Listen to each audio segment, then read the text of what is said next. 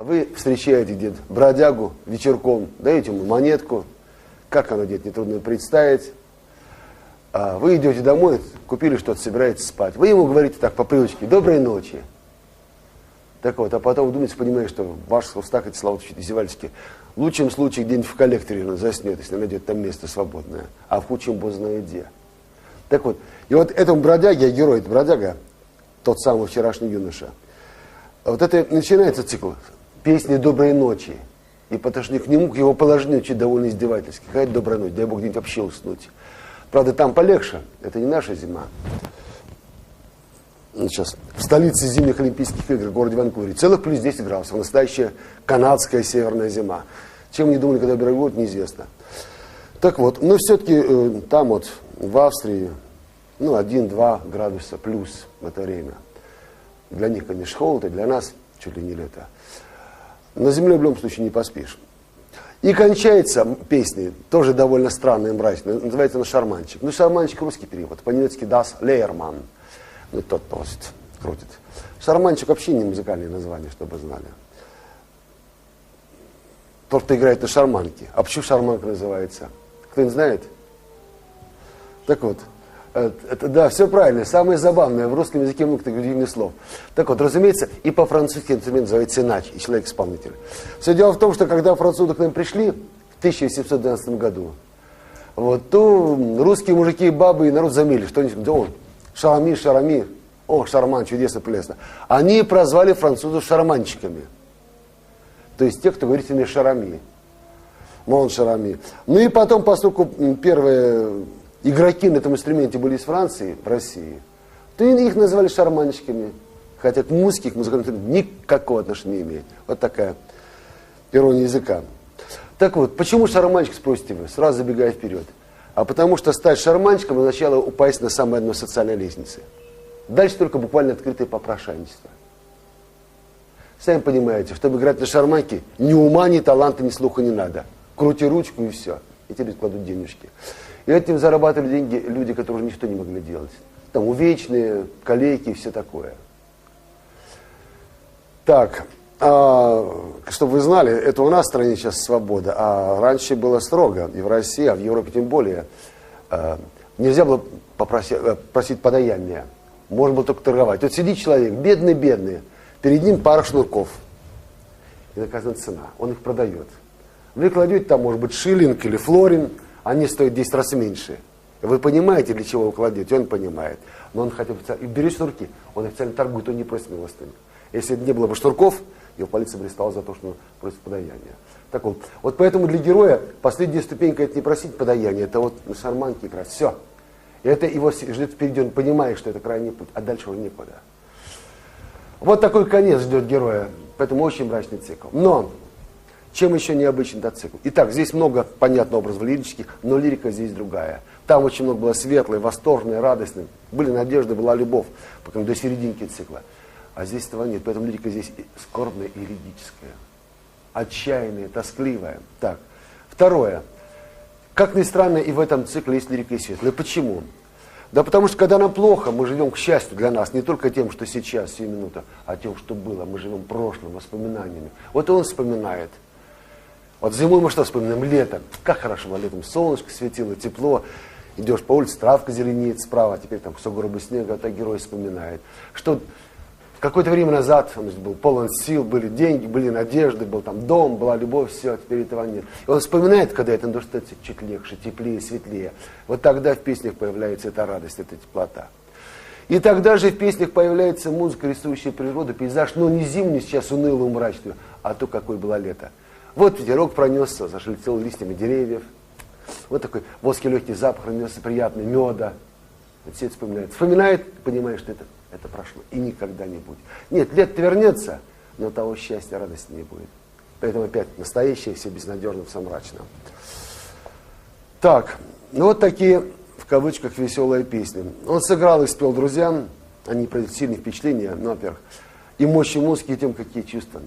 Можете представить, они сразу поняли, что у него на душе, что он испытывает, что переживает, какое отчаяние. И вот это, пожалуй, самый великий его памяти. Забегая вперед, напомню еще раз, что когда он умер, то друзья собрали ряд песен его, напоминаю, больше 600, издан было лишь несколько. И издали еще один сборник, не цикл, а сборник «Лебединая песня». Не помню, когда будет по-немецки. Ну а сейчас давайте к этому самому. Итак, Gute Nacht. Спокойной ночи. Не спеть спокойно, спевшие, спокойной ночи. Помните, я вам показывал вчера песню «Любимый цвет». Тоскливая, тоскливая, мрачная. Так вот, там она появляется 14 номером, поближе к концу. А здесь с такой песней, с такой музыкой, тоскливо, безнадежно, начинается весь цикл. Так, поэтому здесь постоянная смена настроения станет. Сейчас я его весь открою.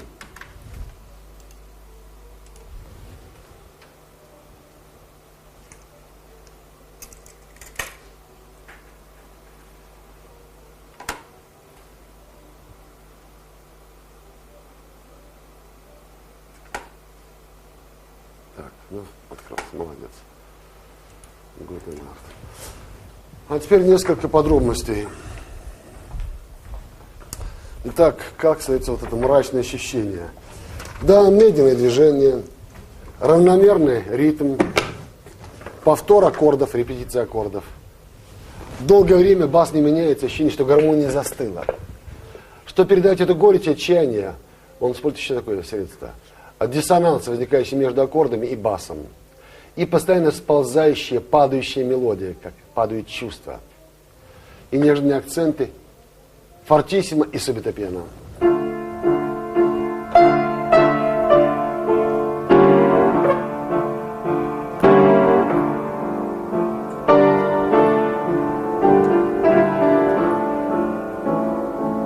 Вступление. А теперь голос.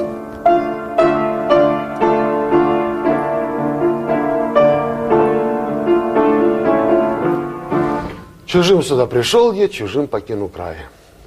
Вот такие веселые в кавычках мысли. Так, но и уже здесь в этой песне появляется первое воспоминание о ином времени, когда были надежды, когда была радость. И вот поэтому во второй части песни возникает просветление, переход в параллельный фа-мажор. И впервые появляется восходящее движение мелодии. Простите.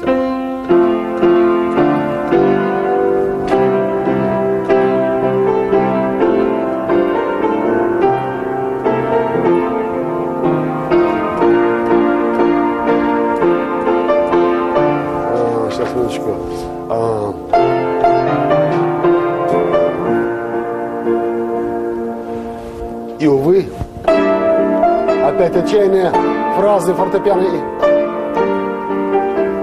А теперь кругом не Настя, отчаяние, тишина. Большая песня, очень большая, даже смотреть на просто текст. Но важно еще то, что учитывая темп, она очень долго звучит. Вот изначально ощущение обреченности вызывает. А теперь слушаем.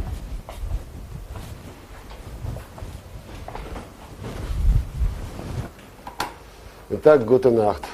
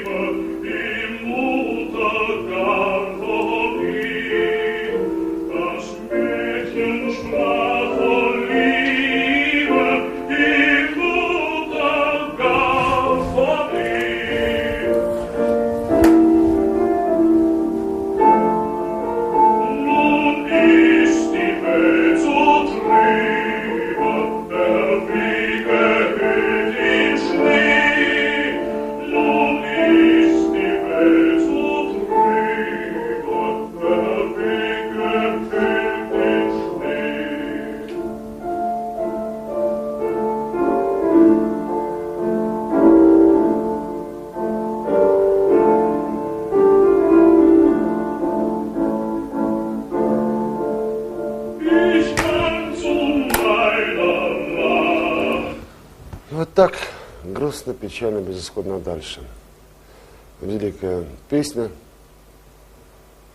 Ну, не дай Боже, вам от такого пожелания спокойной ночи. А теперь следующая песня. Следующая не вообще, а которую хочу показать. Песня «Липа». Das Linebaum. Липа – красивое дерево. Может быть, увидели. Но липа – это особое дерево для немцев по культуре. Примерно то же самое, что вот в России, например, береза. Про другие народы не знаю. С ним очень много связано. Во многих сказках, легендах, преданиях немецких обязательно есть липа. Добрая, в общем, символ дома, символ отечества. Кстати, главная улица в столице Германии, Берлин, так называется, под липами, улица под липами, Unter den Linden. И действительно, вся была. Сейчас не знаю, как давно не был там, но вся была липами покрыта справа и слева. Так вот, и почему песня называется? Потому что он вспоминает вот ту же дорогу, только когда-то в юности, когда шел до нее, справа и слева липы цветущие, зелень, тепло, шелестят деревья этих листьев, приятная прохлада, так удобно, замечательно под ним сесть, прилечь, помечтать, поглядеть на небо голубое, солнечное. Вот что. То здесь вытекает воспоминание.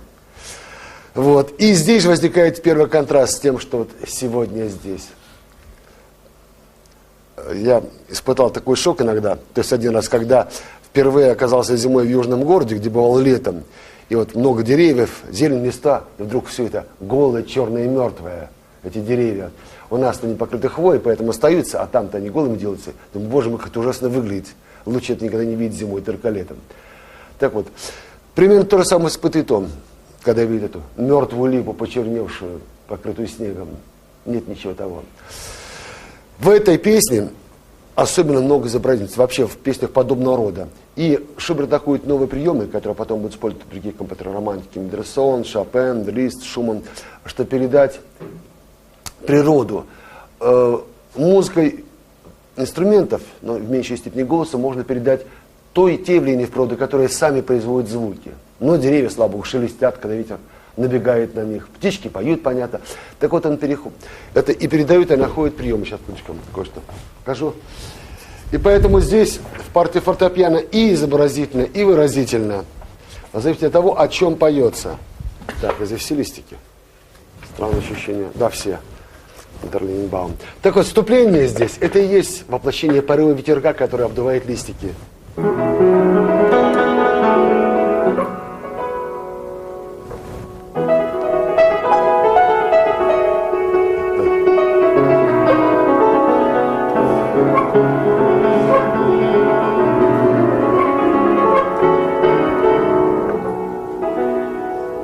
А это как далекий звук трубы.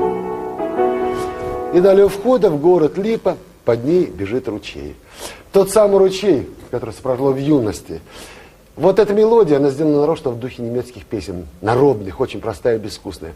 Сопровождение в духе хоральных аккордов.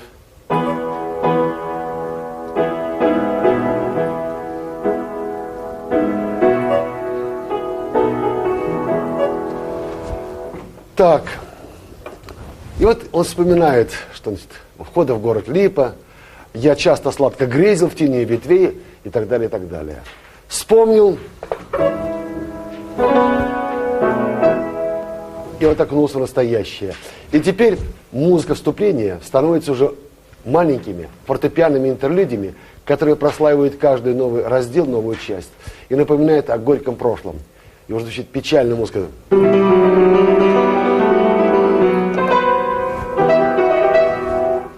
И в путь, идя далекий, в холодный мрак степей, закрыв глаза, хотел я теперь пройти под ней. И вот когда он поет это, то резко меняется музыка. Мелодия это то же самое, если вы можете заметить. Но фортепиано играет другую музыку. Поэтому это плавности, мягкости, доброты, теплоты музыка звучит. Порывистая, суровая музыка, требовательная. Пульсация триоли, паутинный ритм, скачки, акценты. И вот так будет постоянная смена. Так, сейчас, минуточку. Липа, липа. Есть. Так, а теперь слушаем.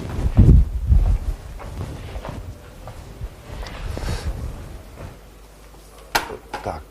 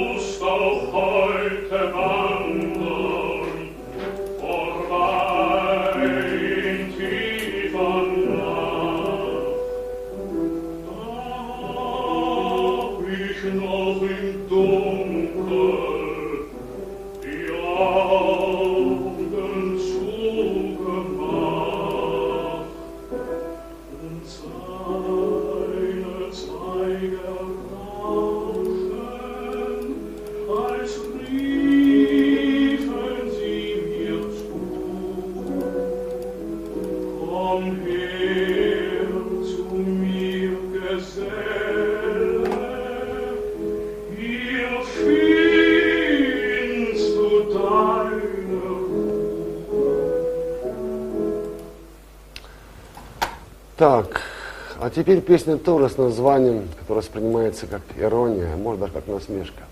Это песня номер 11.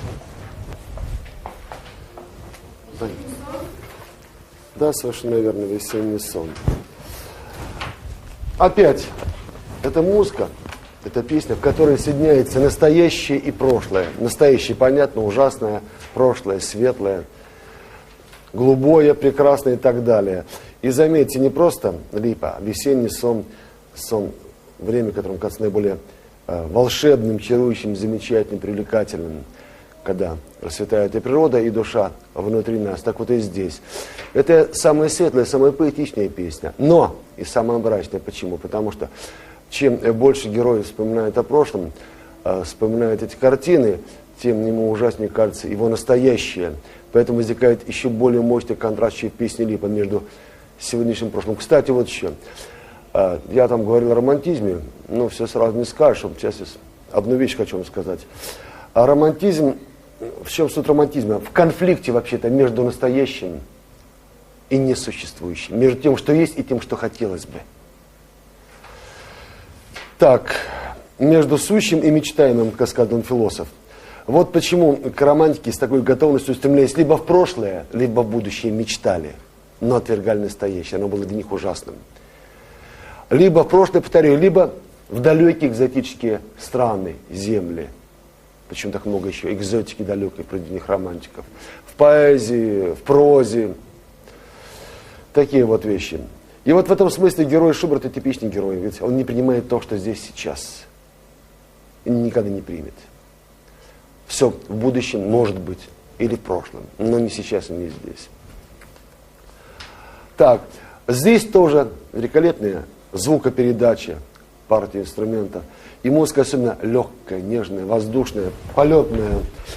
Мажорный лад, тональность для мажора, одна из самых светлых тональностей музыки.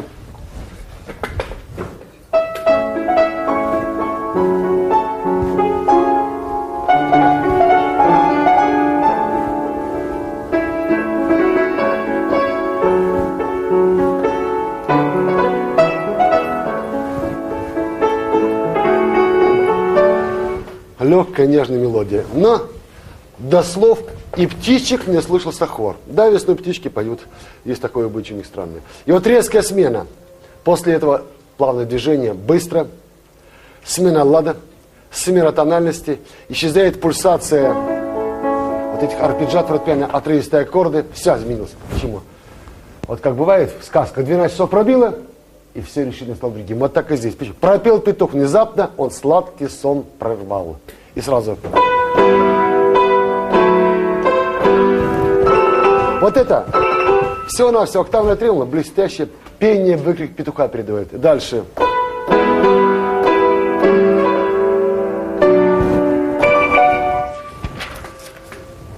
И вот эта песня будет полна резких переходов. И дальше слова. И ворон на крыше кричал, кругом был мрак и холод. И как только ворон, синкопы, сфорцанда, диссонанс и тремоло-октавный басом.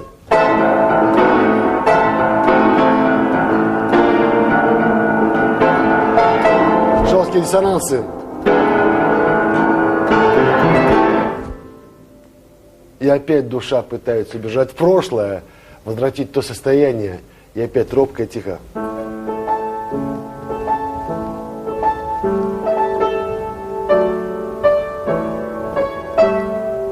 Как зачарованная.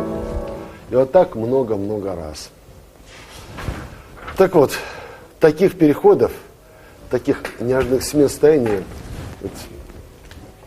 никто не сделал в опере. Не пришло это в голову. Он изобрел такой показ переходов чувств в песне. Ну а теперь слушаем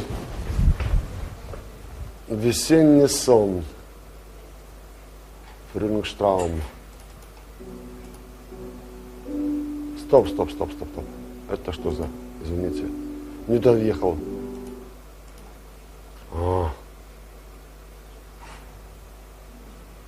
Номер напомните, пожалуйста. 11. А что это с ними? Сейчас. Минуточку, я понял. Я же название, он делится то, что требует то, чего у него нет. Да, не пугайтесь. В оригинале, конечно, для голоса фортепиано, но я нашел версию с оркестром немецкую. Сегодня вспомнил, блестящая версия. Скрипки здесь очень даже уместно.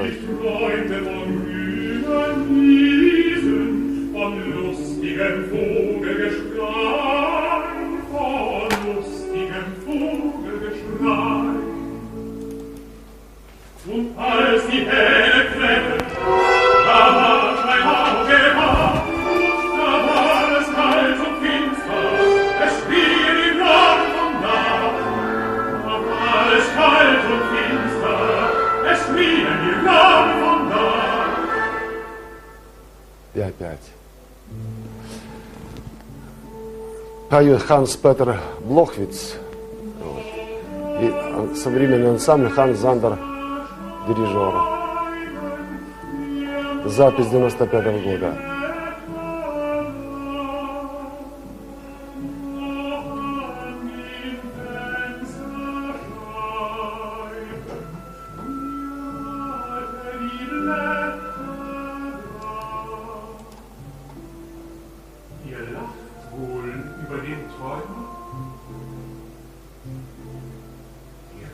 Так, сразу скажу, у Шуберта этого нет. Ничего, слова эти есть. У Шуберта нет такого исполнения, произношения. У Шуберта есть только пение. Тот прием, что видно сюда, это прием, врожденный в 20 веке. Он называется по-немецки шпрехгезанг, то есть по-русски это будет речи-пение, полуречь, полупение. В наше время используют широко. В джазе, в поп-музыке, в рок-музыке. Вообще возникла раньше музыки композиторские, 10-е годы 20 века. Тогда этого не было. Это тот смысл современнивания.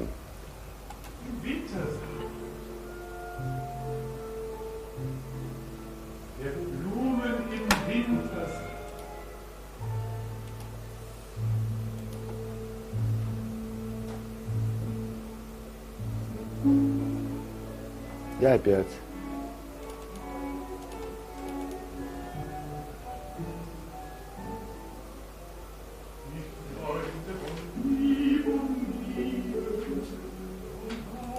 Так, ух ты. Странно.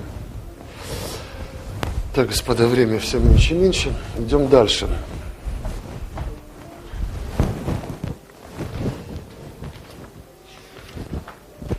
Так, пропустим. Да. Ну что ж, только это успеем. Итак, Das Lehrmann, шарманщик, говоря на русско-французском языке. Что слово, сами понимаете, корень его в любом случае французский. Итак, это символ окончательного падения героя, проигрыша жизненного.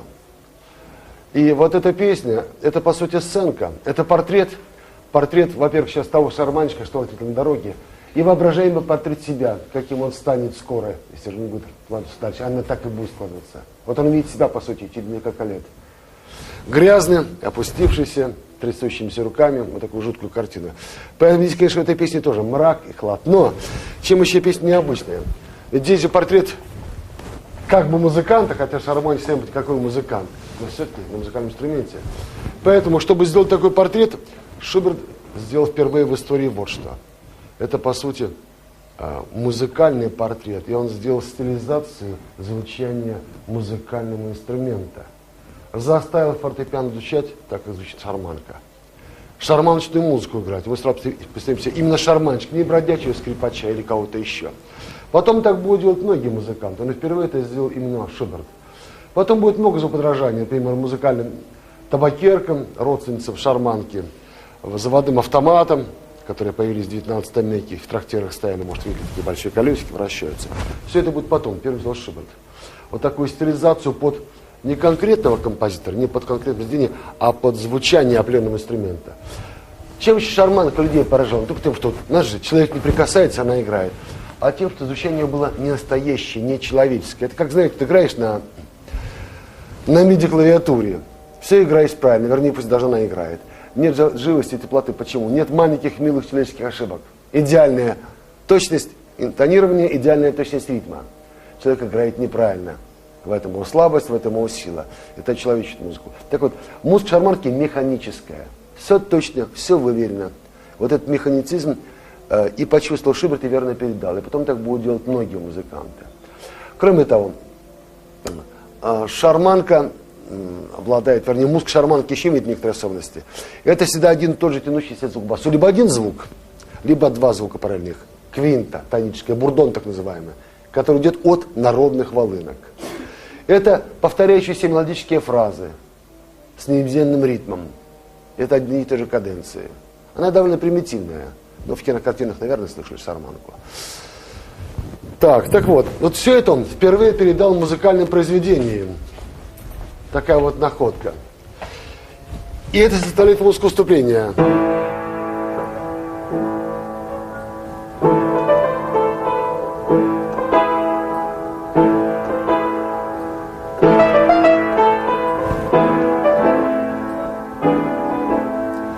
Да, это вступление. А потом, чтобы мы все время помнили, что речь идет о шарманщике, его мы видим, его мы слышим, эта музыка будет составлять основу фортепианной партии, будет подкладка для вокальной партии. Постоянно, неизменно. Неизменно, то есть остенатно. И получается эта песня до конца остенатная фактура, остенатная гармония, остенатный ритм, остенатные фразы, неизменные, упорно одни и те же. Пробегите глазами текст до конца. И вы видите поразительную вещь. Вся песня построена на одном аккорде. Трезвучие тоники ля до ми. Вся песня целиком. Почему так? Да потому что через неизменность гармонии, через эту остенатность гармоническую, чувство безысходности, неизменности, обреченности, так и будет, и ничего не изменится. Поэтому такое мрачное впечатление производит эта песня. Это его судьба, и он видел заранее. И лучше этого не знать. Итак, Дарлерман.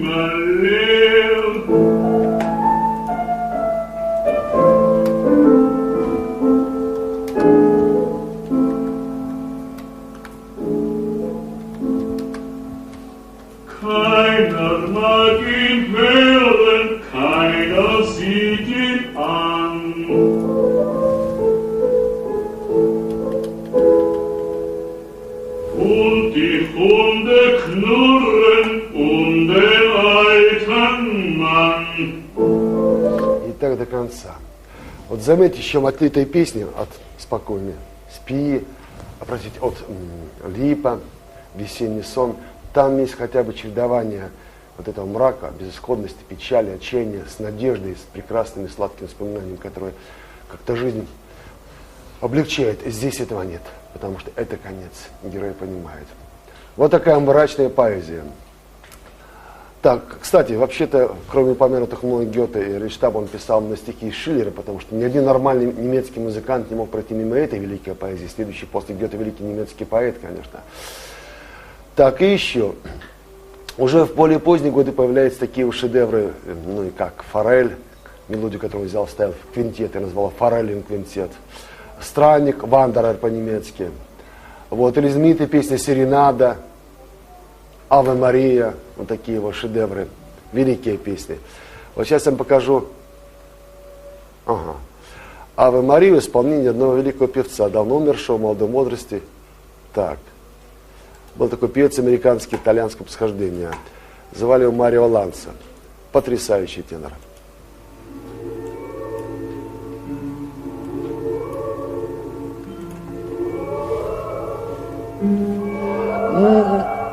Таких песен много. Песен, обращенных к Марии, приветствующих Марию. Аве, приветствуем тебя, Мария. Здравствуй, Мария. Так можно привести. Понятно, Святая Дева, Богоматерь. Но только Шуберт такой, что такой свет, такая красота.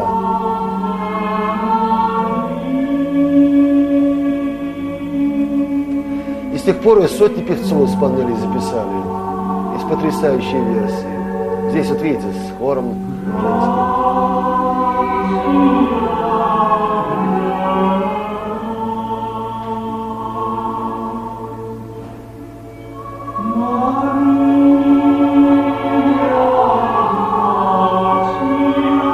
Он здесь нос итальянцам утер своей мелодией.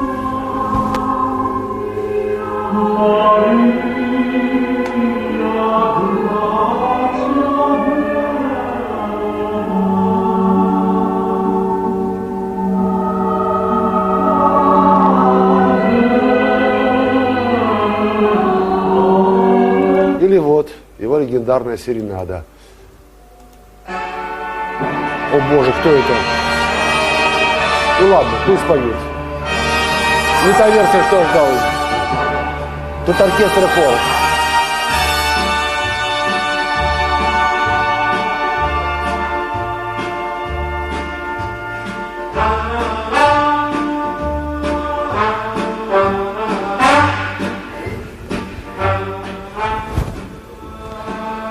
Но нет другой версии. Но это тоже хорошо сделано.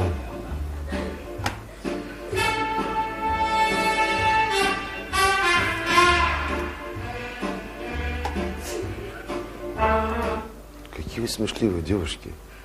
А так не пробовали? Да? Действуйте, не смешливые. Итак, господа, прочитайте разбор цикла «Зимний путь». Прослушайте песни «Помянутые в списке». Ну а кроме них, напоминаю, «Серенада», «Аве Мария», «Форель», «Баркарола». У меня просто нет записи пока что «Баркаролы». Но у нас в закромах Родины у Эды Федоровны, по-моему, есть. Это вытаскиваем из своих ящичков, сундучков. Так, а в следующий раз мы с вами переходим уже к симфонической музыке Шуберта, потому что это следующий великий после Бетховена симфониста, автор гениальной 8 и 9 симфонии. Так.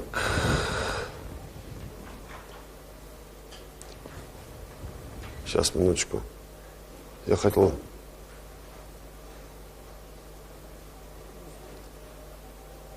То я разобрал. Вы вчера были или нет? Простите. Значит, ну все, господа, до встречи. Да, не забудьте приготовиться к опросу, когда будет в понедельник.